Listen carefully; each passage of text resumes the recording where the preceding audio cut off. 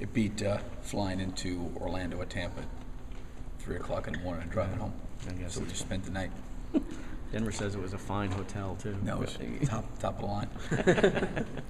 What did you see from the rebounding last night that was encouraging kind of going forward for these guys? Well, we really made it, I think, the last week or two, I think, coming out of the Central Florida game and even coming out of the Catholic game, that was really something that we really focused on. I thought that was an area we actually did a pretty good job last night. I think we out-rebounded them by 9. Both teams shot a pretty similar percentage. I think they were 47, we were 45. We got 13 offensive rebounds. I thought collectively in the first half, we did a pretty good job.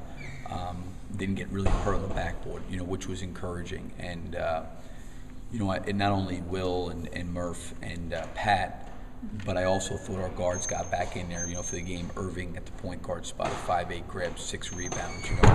We need that kind of group effort on the glass.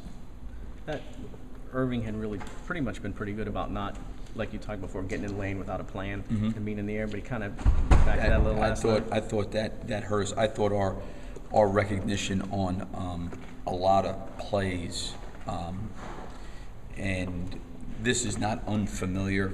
I think this time of year, and even with some teams, I think we struggled with this a little bit last year.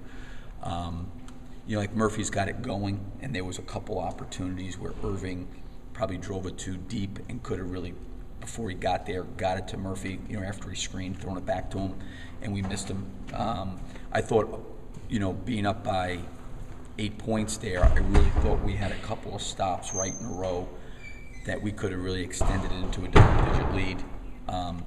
Irv, as you mentioned, had a couple drives there. Rosario turned it over twice. We had a couple bad shots, and then we had a stretch there offensively where we really were not very good. And it led to them getting on the break and allowed them to, get back right in the game and then take the lead going into the half.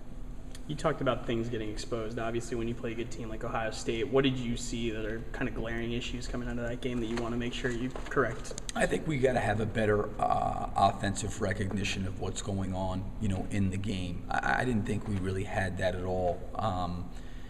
Pat plays the whole entire first half and, took one shot. And I respected the fact that, he kept himself in the game.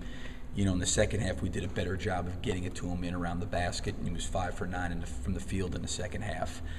There was times where Murphy was wide open on a couple of our guards driving where we just didn't see him, and they got to recognize. I think one of the things, that happens when you play a game like this early is, what they've seen up to this point in time competitively against other people is different than the length, the size, the speed, the quickness, and how quickly holes and gaps close down, and when defenses are rotating what's open.